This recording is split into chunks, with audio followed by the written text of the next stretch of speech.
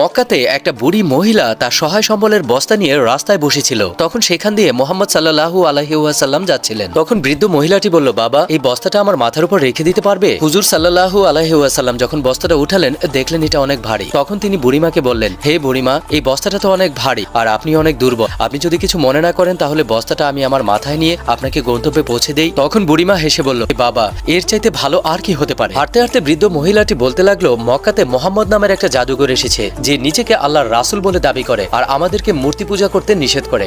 আমি মক্কা ছেড়ে পালিয়ে যাচ্ছি, তুমিও পালিয়ে যাও। কথা বলতে বলতে তারা গন্তব্যে চলে আসে। বুড়িমা জিজ্ঞাসা করলো, হে বাবা, তোমার নাম কি? হুজুর সাল্লাল্লাহু আলাইহি সাল্লাম বললেন, বুড়িমা, আপনি সারা রাস্তায় যার নিন্দা করেছেন আমি সেই আল্লাহর নবী হযরত মুহাম্মদ সাল্লাল্লাহু আলাইহি সাল্লাম। বুড়ি তখন তার নূরের চেহারার দিকে তাকিয়ে বললেন, তুমি কখনো মিথ্যা বলতে পারো না। ভিউয়ার্স, ভিডিওটি আপনাদের কাছে ভালো লাগলে কমেন্টস বক্সে ভালো কিছু লিখে যান।